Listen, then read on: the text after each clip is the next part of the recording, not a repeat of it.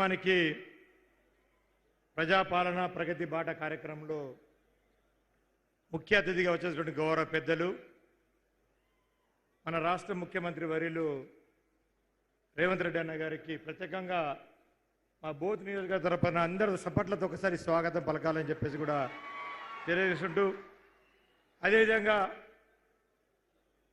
కష్టపడి మన బోత్నే ఇక్కడి నుంచే పీపిరి గ్రామం నుంచే పాదయాత్ర చేసి ఇప్పటికే దీంతో పాటు ఇక రెండవ కార్యక్రమాన్ని పూర్తి చేసినటువంటి గౌరవ ఉప ముఖ్యమంత్రి అయినటువంటి భట్టి అన్న గారికి కూడా పేరు పేరున నమస్కారాలు తెలియజేసుకుంటూ ఈ కార్యక్రమంలో పాల్గొన్నటువంటి జిల్లా ఇన్ఛార్జ్ మంత్రి వర్యులు జుప్పల్లి కృష్ణారావు గారు, అదేవిధంగా ఎమ్మెల్సీ అయినటువంటి ముఖేష్ గౌడ్ అన్న గారు, వేదికపై ఉన్న పెద్దలు ఎమ్మెల్యే ప్రేమ్సాగరరావు సార్ గారు, అదేవిధంగా ఎంపీ నాగేష్ గారు, పాయల్ శంకరన్న గారు, సుదర్శన్ రెడ్డి గారు, అదేవిధంగా రమణన్న గారు, అది కేశవన్న గారు, అదేవిధంగా అది శ్రీనివాసన్న గారు, వారితో పాటు దండవిఠల అన్న, వారితో వేదిక పైన ఉన్నటువంటి మరో ఎమ్మెల్యే బొజ్జన్న, రామ్దాస్ అన్నతో పాటు చాలా వేమనరేందర్ అన్న సలహాదారు, ఎంపీ రాజ్యసభ గారు, వారికి కూడా ఈ సభా వేదిక పై నుంచి కూడా వేదిక పైన ఉన్న పెద్దలందరికీ వేదిక మన ఉన్నటువంటి అశేష జనాభాని అందరికీ రెండు చేతులు జోడించి నా యొక్క నమస్కారాలు తెలియజేసుకుంటున్నాను. చాలా సంతోషం అన్న, ఈరోజు మా యొక్క బోత్ నియోజకవర్గంలో యంగ్ ఇండియా ఇంటిగ్రేటెడ్ పాఠశాలతో పాటు 2 లిఫ్ట్ ఇరిగేషన్లు, అదేవిధంగా 3 సబ్ స్టేషన్లు, ఒక ఏటీసీ కేంద్రాన్ని కూడా ఈరోజు ప్రారంభం ఏదైతే ఫౌండేషన్ కార్యక్రమం చేసుకున్నందుకు మీకు మరోసారి మా నియోజకవర్గ తరఫున కూడా ప్రత్యేకంగా ధన్యవాదాలు తెలియజేసుకుంటున్నాను.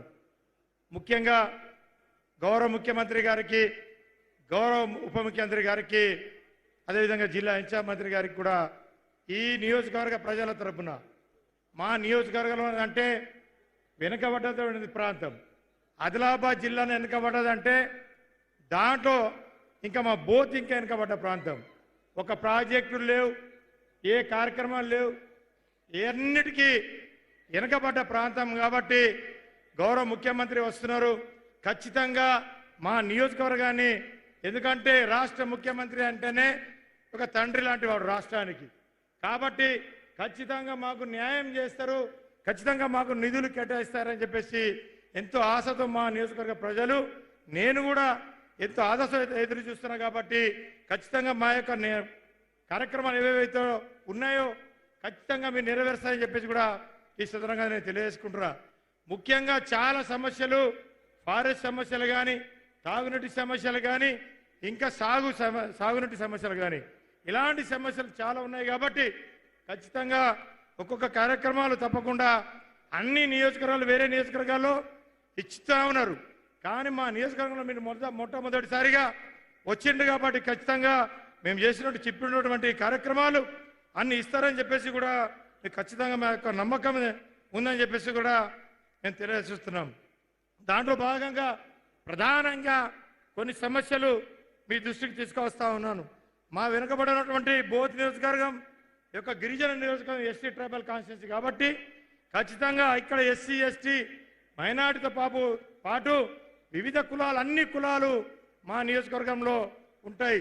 పేరుకే ఎస్టీ కానీ జనరల్ క్యాస్ట్ వాళ్ళు కూడా మా నియోజకవర్గంలో ఎక్కువ మంది ఉంటారు. కాబట్టి ఇక్కడ చాలా సమస్యలు కొట్టాడబడుతున్నటువంటి సమస్య. అదేవిధంగా మీరు పిసిసి హోదాలో వచ్చినప్పుడు ఒక చిన్న మీకు ఏంటంటే గుర్తు చేయాలని చెప్తున్నా సార్, నేను వేరే ఉద్దేశం కాదు.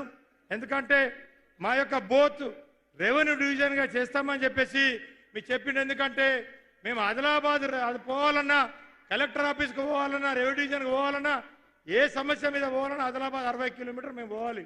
చాలా సమస్య ఉంది సార్. కాబట్టి ఇక్కడ ఏంటంటే చాలా మారుమూల ప్రాంతాలు ఎక్కువ ఉంటాయి. కాబట్టి ఆదిలాబాద్ పోవాలంటే చాలా ఇబ్బంది అవుతూ ఉన్నారు.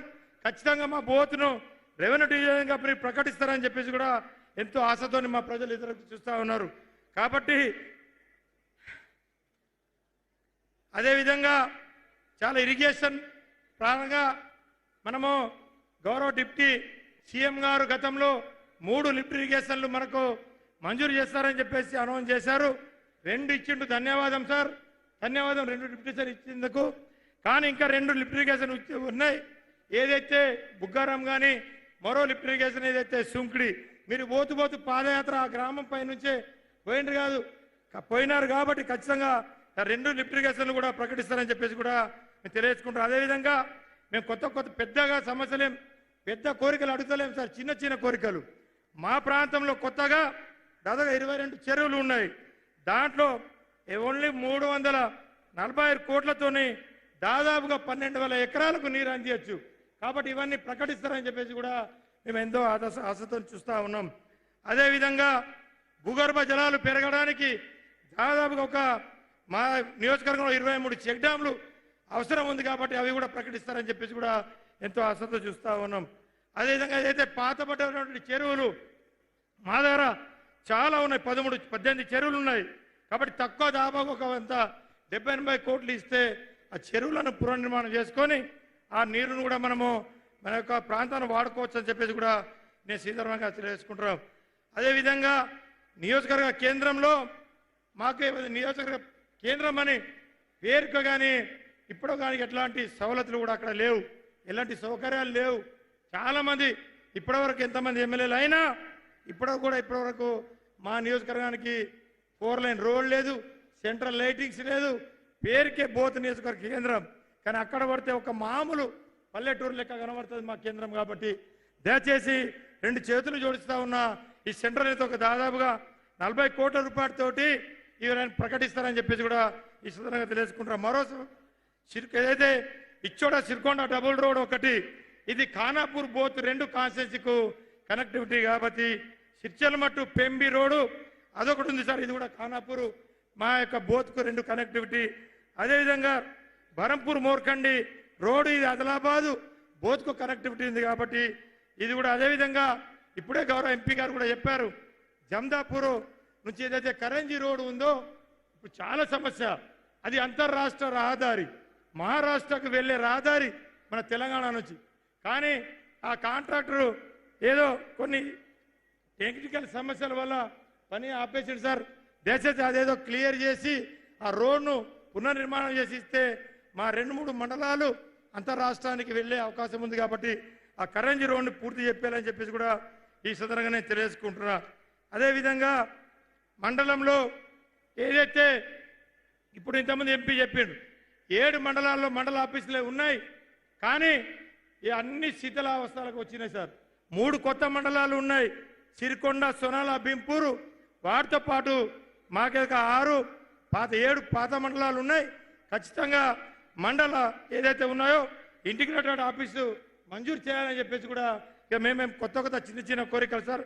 తప్పకుండా మీ మీద ఆశలు పెట్టుకున్నారు మా వాళ్ళు, ఖచ్చితంగా ఇస్తారని చెప్పేసి కూడా ఈ సందర్భంగా నేను తెలియజేసుకుంటున్నా. అదేవిధంగా నియోజకవర్గ కేంద్రంలో చదువు ఎంతో అవసరం. మీరు ఇంటిగ్రేటెడ్ పాఠశాల ఇచ్చిండ్రు 200 కోట్లు, కాబట్టి మీకు ప్రత్యేకంగా ధన్యవాదాలు తెలియజేసుకుంటూ, అదేవిధంగా మా బోత్ నియోజకవర్గ కేంద్రంలో పిల్లలు చదువుకోవాలన్నా, అమ్మాయిలు చదువుకోవాలన్నా, ఎందరు చదువుకోవాలన్నా డిగ్రీ కళాశాల లేదు మాకు. ఖచ్చితంగా మేము జనరల్ డిగ్రీ కళాశాల బోత్లో మంజూరు చేస్తారని చెప్పేసి కూడా నేను ఈ సందర్భంగా తెలియజేసుకుంటున్నా. అయిపోతుంది. కాబట్టి అదేవిధంగా ఇక ముఖ్యమంత్రి గారు కూడా ఇక అన్ని ఆటలు ఆడతాడు. కాబట్టి మా పిల్లలు కూడా కొంచెం ఆడుకోవాలి సార్ బోత్లో. మా బోత్ పిల్లలు కూడా ఆడుకోవాలంటే మాకు బోత్లో ఒక మినీ స్టేడియం ఇస్తారని చెప్పేసి కూడా నేను ఈ సందర్భంగా నేను కోరుకుంటున్నా సార్. అదేవిధంగా ఇచ్చోడలో ఇప్పుడు ఏదైతే ఇంత పెద్ద 5 మండలాలు ఇచ్చోడ సెంటర్ ఇక్కడ నుంచి 7 కిలోమీటర్ల దూరంలో, కానీ అక్కడ మాకు ఒక సిఎస్సి సెంటర్ లేదు, హాస్పిటల్ లేదు. పోస్ట్ మార్టం చేయాలన్నా, ఇంకేదైనా కార్యక్రమాలు చేయాలన్నా కానీ ఒక సిఎస్సి సెంటర్ మంజూరు చేస్తారని నేను విజయరమణకు 2 నిమిషాలు అయిపోతుందని చెప్పేసి కూడా ఈ సందర్భంగా నేను తెలియజేసుకుంటున్నా. అదేవిధంగా Sunkidi market committee sir, Sunkidi market committee అది చాలా పెద్ద కమిటీ.